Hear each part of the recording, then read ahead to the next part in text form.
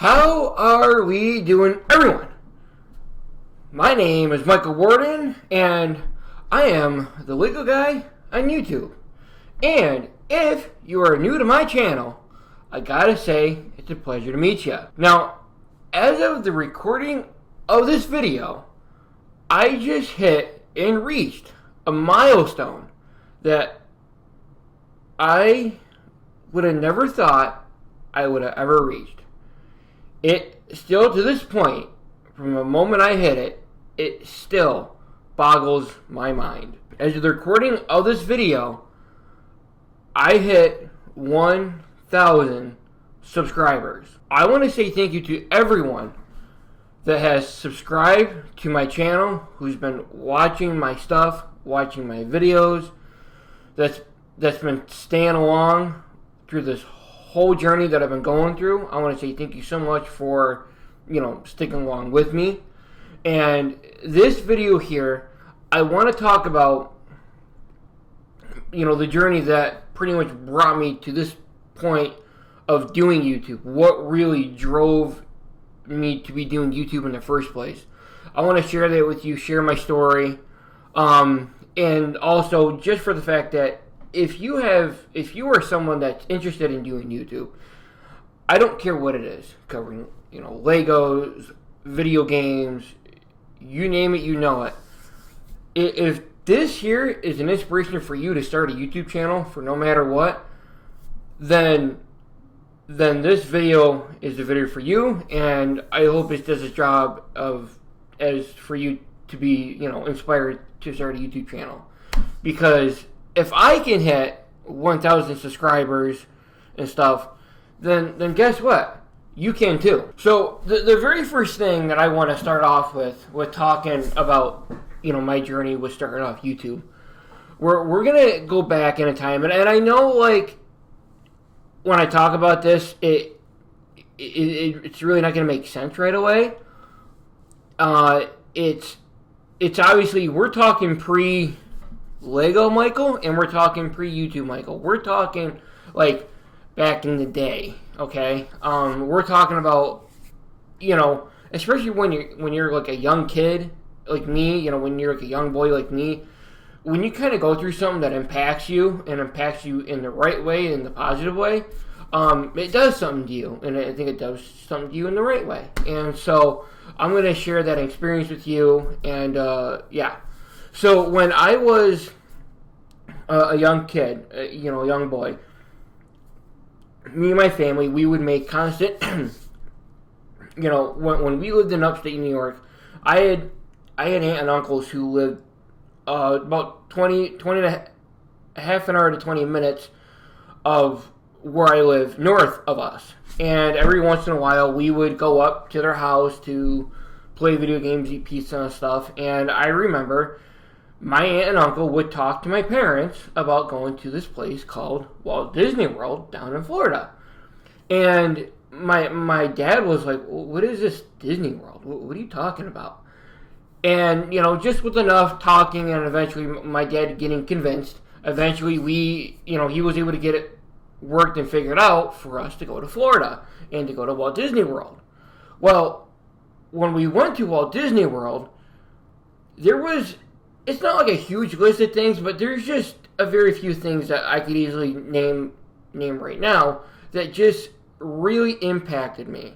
And I really don't know I didn't really know how to describe it then, but I know how to describe it now. But the things that impacted me the most were things like, I know this isn't like really weird to point out, but the things that impacted me are Pirates of the Caribbean, the ride, and Indiana Jones, the stunt show spectacular. Those two things, I don't know what it was, but it was. Of course, I was a young kid, and of course, I was pretty obviously impressionable. And I remember just like watching this stuff, and I'm like, oh my god, like, this is so cool, and it impacted me. And I just remember just growing up after watching that, and I'm like, man, like, I wish I could make an impact in someone's like just like how those two things impacted me, right? And from that point forward, I've been in the right way impacted, I guess. Influenced, inspired, I guess. I don't know what the right word is, but I was impacted. I guess you could say it was somewhat inspired, I guess. Not too sure. But yeah, overall, it's one of those two main things, and plus many other things that impacted my life, and what kind of like helped push me to here. But like I said before, does it have to do anything with Lego or anything like that? No. But trust me, I'll get there at some point and yeah. So, let's talk about how I got into this very thing that you like to call Lego. How did I get involved with it, with this hobby in general? So, it was, that the one year of Christmas, and me and my mom, we were out and about shopping for my dad for Christmas. And as time goes on and as I get older, my parents straight up had told me, they're like, Mike, it's super difficult to shop for you for Christmas, because the thing is I'm older now, I have a job, I make money, I see, I want, I get, and that's it. That's all there is to it, because I have money. Oh, I see this video game I want, I get it. I see this certain thing I want, I get it. And because I have the money, I can get what I want. But with Christmas, and my parents trying to figure out things for me to get, it's kind of difficult, because, we could get this for Michael, but Michael already has it. So when I was out with my mom shopping for my dad, my mom goes, Michael, what do you want? And I believe we were at Target, and I think we ended up just ironically just walking through the toy aisle, the toy aisle with all the Lego sets in it. And I'm like, you know what, Mom? Give me a Lego set. I don't know. I don't care what theme. I don't care how big. Just give me a Lego set. And she goes, okay. And so I guess they figured out what Lego set to get me. Well, the Lego set that they got me. Let me get that Lego set for you. This was my very first ever Lego set that I built. And I remember when this is the United States Capitol. I don't exactly know how many pieces it is exactly. But obviously this set is a retired set. I don't remember the set number off the top of my head. I don't remember the piece count. All I know it's probably way over 2,000 pieces. And let me just say, my parents took a really big risk on spending the amount of money that this cost for the piece count, especially for my very first ever Lego set. It was a big risk on their part, to get me something like this. But they were in luck, because now, here I am. Now look at that set right there. It's called the Titanic. And I remember, like, when I was putting this together, I was like, man, I absolutely love this. I'm like, I kind of wish, like, there was a job or something. Like, I don't care what, but there's a job doing something like this. This is pretty stinking cool. And so, I'm like, I wish it was a job. And of course, after this set, I just, like any other hobby enthusiast, when you like something like this, you just buy more. But you just. It becomes a part of you, and what's nice about this is like, not only is this fun, but it was like a nice little, it was a sexy noise. It's a nice little separation of video games. Like, my whole life before this, it was just video games, sitting in front of the screen, playing video games, and there's nothing wrong with that. I still love playing video games. It's just, every once in a while, it's nice to get away from the screen like that and kind of, like, have your hands working. And there's always some neat about seeing a little Lego brick putting a whole picture together. And I think that's really neat. It's really cool. And, yeah, and obviously, as you know, I've been hooked. And, yeah, basically. And, so, yeah. But with me indulging into the hobby, at some point, what I decided to do, which was kind of like a little how do you say this? Like, I kind of, like I said, this was pre-YouTube, so I was doing this kind of thing where I was showing the progress on my Lego builds way before I was on YouTube. On my Instagram channel, when I was indulging into the hobby, there was no plan to it or anything. I would put some parts, make some progress, and I would take a picture of it, post it on Instagram, and mainly, like, my family and my extended family would love to see my progress pictures of my Lego builds. They go, "Oh, Michael, we think it's cool. Get to see your stuff. We like how you take pictures of the details and show the little minifigures and show them doing things." And that was something like I was already kind of doing because I thought it was neat and I thought it was interesting, to show my progress and to show the little details amongst the Lego building that I did. And yeah, that's cool. Yeah. Now, this part here in the video, I'm going to talk about. This was the very current thing that really got me to push to be doing YouTube.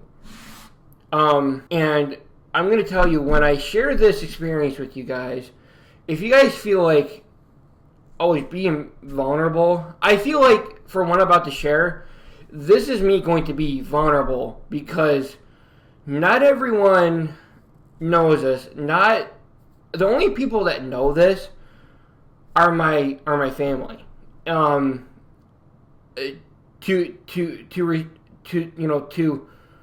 give respect to even to my extended family who especially love what I do here, I don't think they even know what happened to me at the time.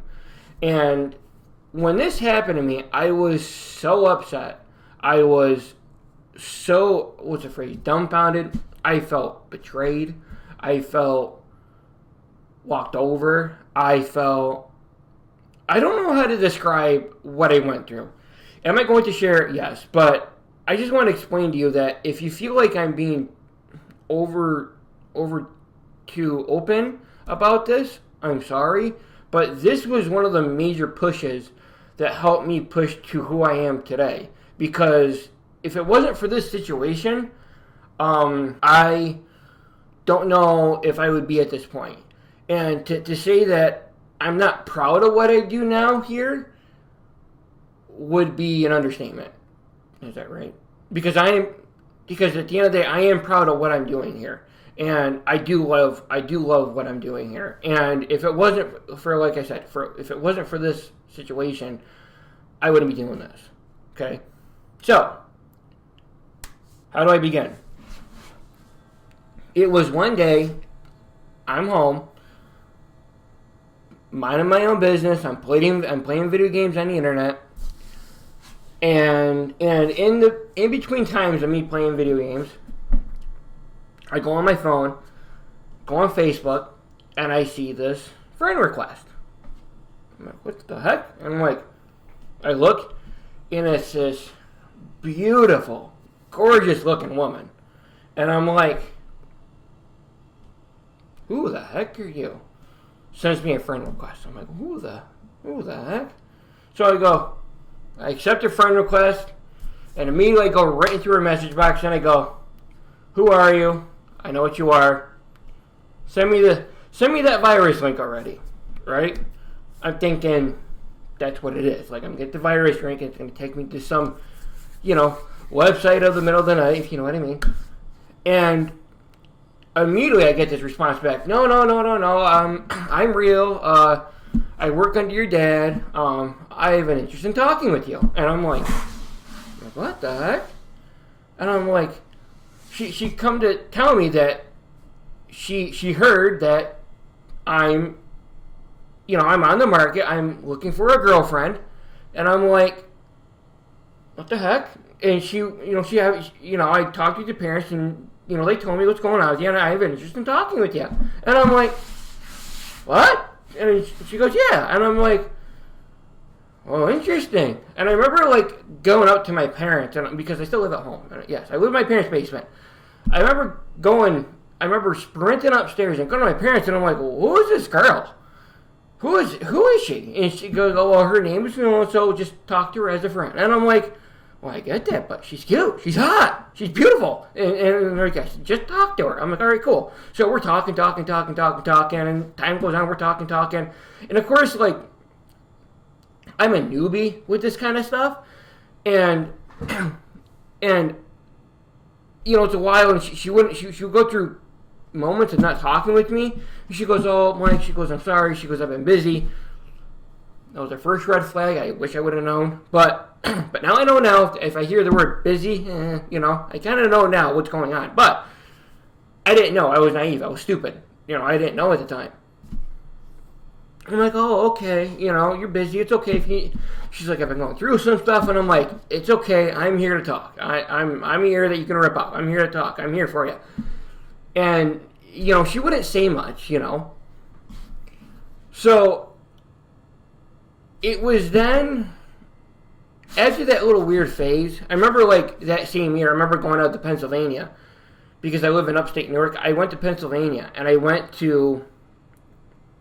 When I was out there, I told her, I go, I'm in, you know, she told me she loved Halloween, which I like, you know, for all the, the haunted houses stuff. Fun fact about me is I've done some scare acting before for 2 local haunted houses around here, and I told her I'm going to feel the screams. I'm gonna have some fun. She's like, have some screams for me. I go, I will, you know, and you know, she's, you know, I'm getting this feeling she's encouraging me and stuff. And I'm like, oh my god, you know, and I remember we come back, and I remember we ended up, me and my family, my family and stuff, you know, we decided to go to New York City. And when we were in New York City, we were, I don't know what part of New York City we were in. I do know that near this part of New York City, there is an outside mall with a skating rink. I forgot what it's called, but I thought about doing something nice for this girl. So I pulled my mom off to the side, and I go, Mom, I want to get this girl a jewelry set or something. I go, can you help me out? And she goes, sure. So my mom walking around using her women-like intuition, she's walking around looking at all the different jewelry kiosks and looking at it, and she goes, that's perfect. That's perfect for her with her looks and stuff. And I'm like, all right, I'll get it. So I got it, paid for it. I'm stoked. I'm ecstatic. I'm like, I can't wait to send this to her. I really like her. I can't wait to send this to her. It's going to be so sneaking cool. So we go home. when I had the time, I remember I started a job that I didn't really like at the time. I come home. I grab a sheet of paper. I write out, hey, so-and-so would like to have, a date with you, maybe walk in the park or get a thing of get a cup of coffee with you. I also bought this for you, and also if you would like to reach out to me, and I also wrote my number down on this letter. So I wrote it, folded it up, put the jewelry in the envelope, passed it up, got it mailed to her. I'm waiting, and I think it took it was 1 or 2 days. It was fairly quick. It went to this place called, I'm not gonna, but it went an hour away. That's where she lived. She lived an hour away, an hour west of me. And I think within a day, maybe a day and a half, I'm not too sure. No, 2 days, I think. And all of a sudden I get this random text. And she goes, hey, it's so-and-so. She's like, I love what you got me. I'm wearing it right now. I would love a coffee date. And at that point, I was like, oh my God. I was so ecstatic with myself that I got a girl to convince me. Well, no, I got a girl convinced to go on a date with me. All right, cool. I'm like, this is great. This is sweet. And then the very same night, right, after getting it all figured out, all put together, all figured out, where I'm going to go, where I'm going to meet her for coffee and stuff. 1 o'clock in the morning, the 1 o'clock in the morning that night, after discussing all that, I get a text message. Hey, Mike, my boyfriend saw what you did. My boyfriend does not want me to talk with you anymore. And I was like, well, my whole world was shattered, was broken to pieces. I was like, oh my dear God. I'm like, excuse my French, but what the hell? I'm like, why would she do this to me? Why? Why wasn't she upfront about this? I'm like, I was so angry, pissed, frustrated, confused, so upset, so sad. I tried everything to twist that situation to work in my favor, but it was just not happening. She would not respond back. She was being very, very, very difficult. And I'm like, what the heck? And the only thing that I knew that was going to help me heal in time was literally time. It just took time. I went through so much. I remember like trying to pay for like, dating apps to try to find a girlfriend. It was bad. It was so upsetting. I don't know if betrayal is the right word for that situation. But when I got hurt, I got hurt. And I really started to think in my life. I'm like, after that point in time, when I got my heart hurt and my expectations got shattered in the worst way possible, I was really starting to think about like what is going on in my life? Is there anything interesting going on in my life? Seriously, like, that moment in my life really made me realize that before YouTube, there was really nothing interesting going on. And I'm like, all I was really doing at the time was just going to work, coming home, indulging in my hobbies, and then just recycling it all over again. I'm just getting up, eating breakfast, going to work, coming home, doing the same thing over and over again. And it was like, I'm like, there's really nothing to me. Working a 9-to-5 job and living that pattern life, it really wasn't interesting to me. And I'm like, how the heck am I supposed to have fun trying to find people in my life to make my, how the heck am I supposed to connect with people in my life and know my life isn't that interesting, right? I don't know how to describe it. It was that point when I got hurt from that girl that I knew I needed to shake things up a bit. Because just doing this 9-to-5, go home, do this, just be boring. Because to me, just doing a 9-to-5 and just coming home and, just indulging in hobbies, I don't know. I knew I needed, sorry, but like, I knew I needed to, shake things up in my life. I didn't really know how to get myself out there. So, like I said, the only thing that helped, heal, I just knew I just knew I was healing with time because, yet again, what happened to me, but yet again, I knew I needed something to shake things up because, yet again, I needed something to make me more interesting, to get myself out there. So, as I was going on with life and healing from everything that happened to me, I remember my birthday, I think it was 2019,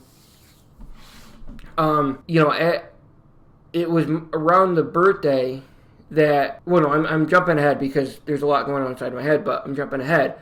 But after that situation, I remember I was going through some stuff in my life that I'm really not going to share. I'm going to keep that private. But I remember one of the small things that also helped me. The thing with the girl, it really pushed me. That was the strongest push, right? I didn't really think much about it, but it was the strongest push. That situation really made me who I am right now. I mean, you're looking at it. But there was a situation that happened, and it wasn't great. And I remember, going through all this, I remember I was going over to my cousin's house, and when I went over to my cousin's house, my oldest cousin was there, and he had his girlfriend there. And I remember my aunt, told me, hey, show her your Lego collection, your Lego photos. Show it to her. And I'm like, oh, okay. So I show her, and she this girl was at the time my oldest cousin's girlfriend. And as far as I'm aware, they're not together anymore. And I show her, so I showed her. I'm like, here, and I show her my phone. And she's looking, she goes, yeah, you really got to take this stuff to like TikTok and YouTube. And I'm like, really? I'm like, what would I do? Excuse me, what would I do on YouTube? What? I don't, okay, cool. Or, yeah, whatever.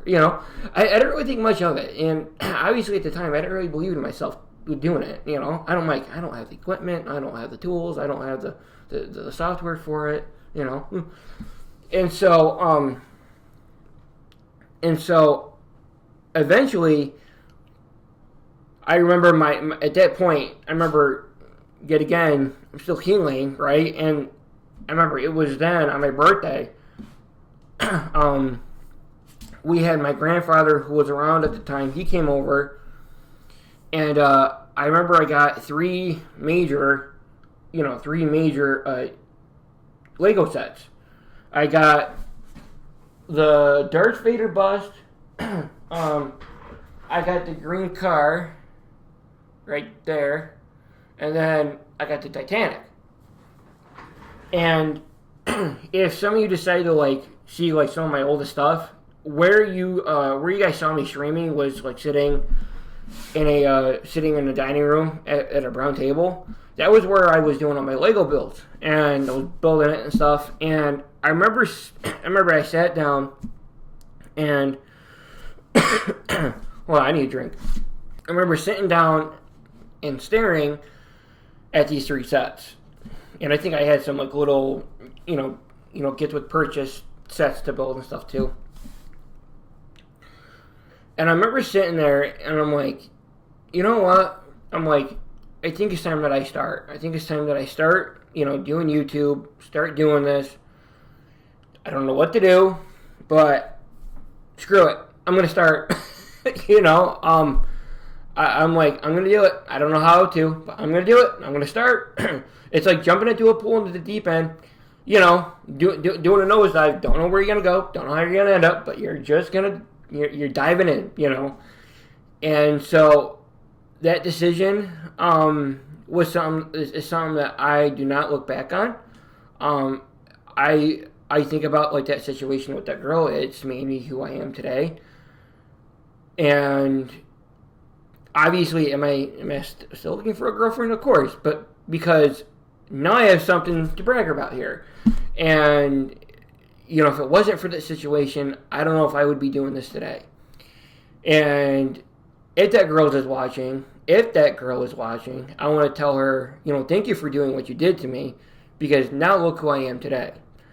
And yeah, and I, for a quick message to anyone out there, like I said before in the very beginning, I don't know if I said this, but if any point in time during this video that you have any interest in you wanting to do YouTube, look, if you felt like you wanted to stop and start right now at any point during this video, then by all means, then stop what you're doing, stop watching this video, and go start doing a YouTube channel. It doesn't hurt. Alright? I understand that, well, Mike, I don't feel comfortable in front of the camera. Let me tell you something. Anyone in my family can tell you, someone like me was not comfortable in front of the camera. The fact that I'm sitting here staring at my camera, at my phone, doing this, is it boggles me. Past Mike, if you were to tell Past Mike you're going to be doing YouTube, and I'm like, you can go screw yourself. That's not true. It boggles my mind. I come to learn that I got comfortable really fast in front of the camera. The very first ever thing that I did on YouTube was me streaming, which is probably, to most YouTube gurus, is probably a big no-no. But I did. And it's like, to do something like that for the very first time in front of a camera, especially during a live audience, which was at the time little to none, was I guess some would say is a very big deal. And I understand. Some of you are like, well, Mike, I'm not comfortable in front of the camera. I understand.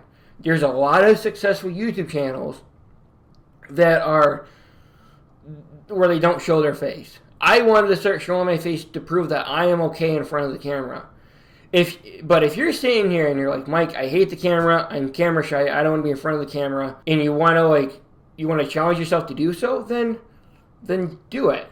Here's one thing that I want to share, and I always replay this in my head when I go to make this video. If you are someone that you are camera shy and you want to break free from being camera shy, but yet you might feel funny, you might feel embarrassed about something, here's the deal. With YouTube, the thing with YouTube is that you're bringing that very thing that you love to the camera.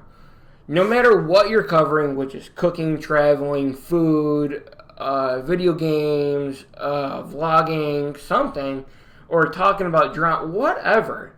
No matter what, you have to hit that record button. I don't care what it is. I don't care what your niche is. You have to hit that record button. And for you to start covering it, we don't need to know your whole life. We don't need to know the very thing that you love that you're bringing to the camera or to the very situation that you're using to record it. We don't need to know what happened yesterday at 5:02 in the afternoon after school. Or we don't need to know what happened 3:30 in the afternoon on a Saturday. That's something that might be embarrassing. We don't need to know your other part of your life. The only people that you need to worry about are people that care about what you care about in that very niche. And I get it. I understand. You're going to be, you want to break that. You want to tell yourself you're not camera shy. And trust me, you're probably worried about screwing up, being embarrassing. Look, you're going to feel awkward the first time. There's no ifs, ands, or buts about it. Let me tell you something. Just do it. Just face it head on. Sometimes, to beat your fears is just to face it and be there and just do it. But at the same time, there are very successful YouTube channels that do it faceless. And trust me, it's a way of doing it. There's a way of doing it, and I don't. Obviously, you got to watch them, take notes. How long do they show this? How long do they show that? What do they say? How do they do it? But if you're someone that wants to make a change and want to show your face, then by all means, just do it. We don't need to know all the other aspects of your life. What goes on, let me tell you like this. What goes on the other aspects of my life, it's literally none of your guys' business. I only bring my love and joy of Lego and Lego video games and everything else to here. I don't bring what happened yesterday or this. To give you an idea, there was a situation that happened a week ago. I'm not sharing it. I know if I shared it, would it bring in the views and everything? Of course, but with all due respect to everyone else, it's none of your business. People would think that I'm trying to do it to get the views and the sympathy and stuff, but you know what? Respectfully, I'm not going to, because it's, with all due respect to you and me, it is literally none of your business. And that's you got to tell yourself. If you feel embarrassed about something and you're worried something's going to come out, look, it's literally your audience's, none of their business. And obviously they're only going to care for that very thing that they're interested in watching you for. That's all I really got to say. And the thing of it is obviously when you start YouTube, you're going to be at zero, nothing. No watch time, no subscribers, no nothing. You're going to start from scratch. Look, work at it, do it, study, figure some stuff out. There's always books out there for something that you might have an interest in. You're going to start one way, and then you're going to learn how to twist what you do. Like for me, I was doing Lego builds, showing Lego build progress, Lego building on my channel, Lego stop motion. Okay, from Lego builds to Lego stop motion to Lego gaming. You kind of see how I kind of took those and twisted it a little bit.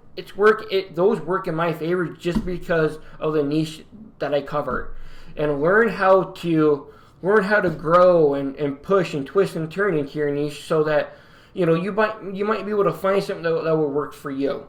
And like anything else, it's going to be a push. It's going to be a grind to get to where I got to. It got me it took me, I think, almost 4 years now to get 1,000 subscribers, I think. But that's because I haven't been doing this with the fact that when I go to work, I come here, I do this. And when I have the oomph and the heart and the time to do it, I do it. I don't push myself. I don't force myself to do anything. But now, since I have 1,000 subscribers, I think obviously that mindset is going to have to shift a little bit. And yeah, there's all I gotta say. I mean, of course, when you start YouTube, you're gonna get those YouTube educating channels that are gonna talk about, well, this is how you get.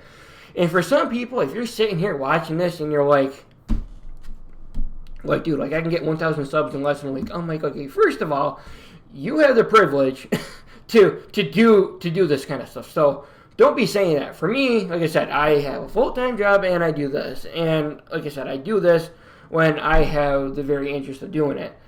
And, after work, I'm always exhausted, and it's just, this is a lot of work, especially for something that I'm not getting any money for. But yet, on the contrary, money, you got to tell yourself that you got to do this not for the money. Like, you got to tell yourself, if someone were to hand you the thing that you love doing, that you want to bring to YouTube, and $1 million, you got to make sure, would you take the thing that you love doing over the $1 million? Okay? I remember talking to someone that's been doing what he's loved since he was an 8-year-old kid. He's a local magician in our area. He said it should not be about the money. It should be about the fact that you love what you're doing. And he's right. Because if you're doing it and you're doing it hoping that, you're going to make this a business, you're going to make this a job, is that a goal? Is that a goal of mine? Of course. Will that be a goal of yours? Of course, but it's a grind. At the end of the day, as much as you don't want to hear it, it's a job. It's work. It's, you got to learn. You're going to be learning, just like I'm still learning. I'm still finding things to do. Still finding things to do and learn and everything else. And like I said, those YouTube guru, YouTube educator videos, they're going to start, the algorithm will start pushing it because they see that you're going to start, you're starting to put up videos. And to me, some of them, I feel like, they misdirect you in some way. And a lot of people, get in their head about the algorithm and stuff. From what I learned, to me, how I interpret the YouTube algorithm is a lot more easier than what people think, because they think it's some secret code and some super hyper thing that you got to learn how to make it work. Here's the deal. If people are watching your content, if people from start to finish that video, and there's more people that are watching your videos from start to finish, then guess what? Your video is being pushed. The only thing that matters in a YouTube video for it to be pushed is watch time. If people watch it from start to finish, it's going to get pushed no matter what. And it's really that easy, that simple. And how it starts, okay, we're going to get into the little specifics here. You can tell I'm kind of, in the most correct way, I'm going off track. But when you upload a video, what happens is that video goes through a test session. That test session is your main core audience, which is the subscribers. The 50 that you might start out with, the 100 that you might start off with. Then, after the test group gets what you're talking about, then if the test group scores really well with watching the video, then YouTube's like, oh, this is worth a push into the flow stream of other videos. Like, okay, cool, okay, push it out there. And that's it. Like, there's really nothing else to it. It's just retention. People got to watch your stuff from start to finish. Make sure, is this interesting enough? And at the same point, if you don't care and you're having fun doing it, then you know what? Why would you care? I mean, why would you care about forums? Just push it out there. You did it because you loved it and you cared. Like when I did the Lego Batman video game Let's Plays, I didn't care if people watch. I just have fun. If it performs well, it performs well. If it sucks, it sucks. Who cares? I did it. I had fun. That's all that matters. And yeah, that's all it really is. And then when it comes to YouTube Shorts, YouTube Shorts works a little differently. It's like you push it out there, and then with the test group's very small, but yet it still has a greater chance of having a massive reach. But then as it gets that reach, it's then going to get pushed even more. So, yeah, that's really just how YouTube really works. I hope I helped simplify it. I hope I shared my story, and I hope if this was inspiring to you, then obviously I want to say I've done my part. And, yeah, I hope you guys really do, stick along with me with everything that I'm doing. And yeah, I plan, obviously I don't plan on stopping. It's not like this 1,000 subscribers is a proof of point or anything to me. I'm going to still keep going. And still, this is, at the end of the day, no matter what you do on your YouTube channel, you got to tell yourself it's for you first, and then I don't know how to say this correctly, because I'm going to say it how I want to say it, and then I'm going to make a disclaimer. It's for you first, and then for your audience second. When your audience sees you doing something that you absolutely love, and you knew that you enjoy doing it, people are going to like watching it. And that's all that matters. And I don't know, I know there's a right way of saying that, because it sounds very selfish, but I know there's a way of saying it, but I don't know the right way of saying it. So please, as much as I know this will happen, please don't take me out of context. And, yeah. So overall, I hope you guys enjoyed the video. I hope I inspired you to start a YouTube channel, and hope to help you push in a direction that you might want to go. I'm obviously going to keep on going. What does the future of the channel look like for me right now? I've taken a bit of a step back from doing Lego building. I have, as you can tell, I am now focusing on video games. So I am doing a playthrough of Lego Batman Legacy of the Dark Knight for myself, to have fun with it, just to enjoy the experience. And then when I'm done with that, I do plan on replaying it just for the pleasure of showing you guys this game, because this game is really, really fantastic. And then after that, I don't know what game I'm going to be covering next. If you did make it to this part of the video, and you guys would like to know what you want to see me cover next, and when it comes to any of the Lego video games, I got them all. Let me know. There are some Lego sets I do have a plan on getting and purchasing, and obviously I'm just gonna get them and start covering them. There are some stop motion stuff I keep saying, but I don't do. I keep saying, but I don't do. So I'm only going as I say, but I'm not doing as I say. So, but that's a whole other thing with stop motion. I did it for a few projects, but now there's something. Another thing too that I care about a lot is storytelling, and that was one of the things that I figured out through time with me growing up, especially with like the Disney stuff and whatnot. Is like someone had to write a story for it, and that's one thing I always thought was always neat.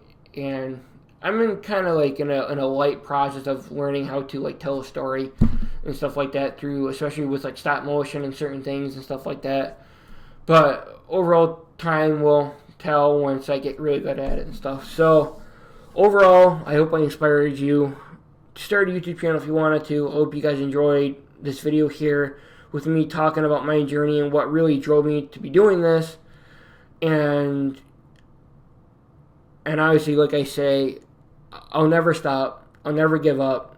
And that's the thing for you too. If you feel like you're stuck in mud, you're stuck, you feel stuck when you start doing the YouTube channel and stuff. Look, don't hurt yourself trying to do this. At the end of the day, you're not making anything right away. Have fun with it. Don't stress yourself out. Don't put pressure on yourself. That's one thing that I'm learning how not to do. I'm not going to put pressure on myself for something that I'm not getting anything out of. Not as of yet. Just learn to have fun with it first and know that you're going to like it. And then when that time comes when you earn that privilege of being monetized and being everything, I think that's when you can kind of start putting pressure on yourself a little bit. Maybe. I don't mean to put pressure on the no pressure part, but I think you get my point. Just have fun. Do what you got to do. Learn. Don't be scared to evolve. Don't be scared to do everything that you can. And if you notice that my name has changed, I went from oh God, I basically went from all kinds of different names. I went from Michael Warden to MCW Build and Play Well to, I don't know, a bunch of weird names. So this time I'm going to change my name just because of the fact that this is how I've been known among everyone that I know, from my friends, my family. I'm going the name change from Michael Warden to, well, it was Michael Warden Lego, but I'm going to be from Michael Warden to Michael Warden, the Lego guy. And because everyone that I know, they show me a picture, a Lego this, a Lego that, a Lego book bag, a Lego this, or whatever. And that's how I'm going to name myself on here officially. Michael Warden, the Lego guy. Because that's what I'm known for. That's what people like to talk to me about. I think they're cool enough. Like, hey, you see like Legos, do you have this, that, do you do this or do that? And I'm like, yeah, I do this, I build that. It looks cool, I put it up here, it is what it is, and that's how I'm known among everyone that I know. And so that's gonna be my official, I think that's what my official YouTube channel is gonna be, is Michael Warden, the Lego guy. And yeah. And overall, with me signing off, I hope you guys enjoy this. I keep forgetting certain things. Hold on a second. When it comes to you starting YouTube,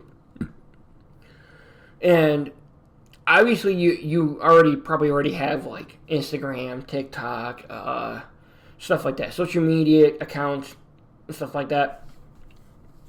When it comes to growing on YouTube and getting those subscribers and getting those views and getting the watch time and getting everything else, the biggest thing that I'm going to tell you is do not, by any means, and I mean that respectfully, and I mean this wholeheartedly, do not go to different people who are much more higher than you in subscriber count and go, hey man, I got a YouTube channel, please consider subscribing.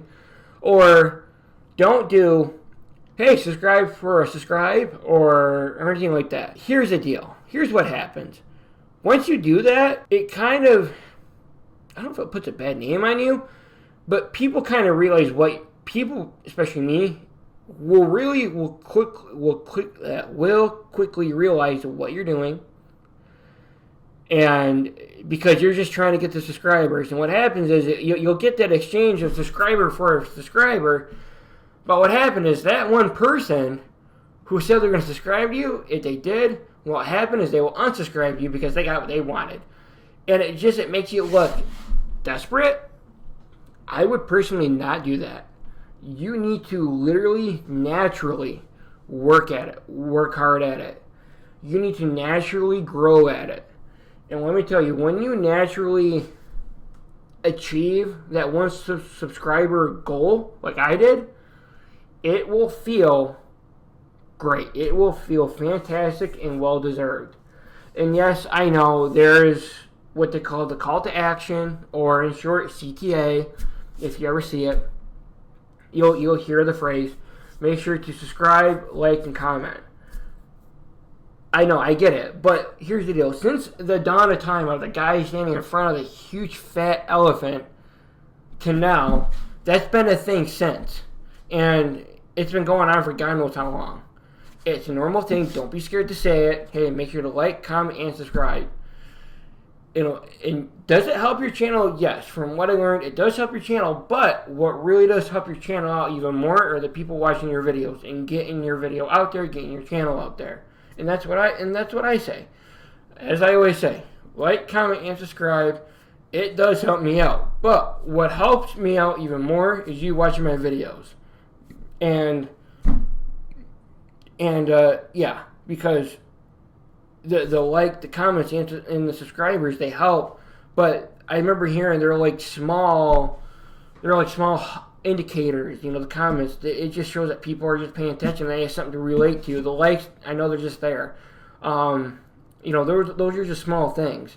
The subscriber count, I know it's there. It's an indicator for something, but I don't know what. But overall, what helps you out even more is people, like I said, like what I say, what I've been doing as of recently, is people watching your videos, getting yourself out there. When they watch your videos, your content gets out there. And that's what's more important. And, yeah, there's really nothing else to it. So, as I end here, please like, comment, and subscribe. It does help me out. And as I always like to say, if you did reach up to this point in my video, I want to say thank you. It really does help me out. If I inspired you to do a YouTube channel, awesome. Do it. Start now. Don't wait. Don't hesitate. Don't ask for permission from anyone. Just do it. There's people out there with phones recording themselves doing stupid stuff, and they call that content. This year, you can actually take your time and plan it out and make it look cool and cooler than those people that go, "Hey, look at me, I'm weird." No, this year you can really make something of yourself here. And with that, I'm out of here. So, see ya!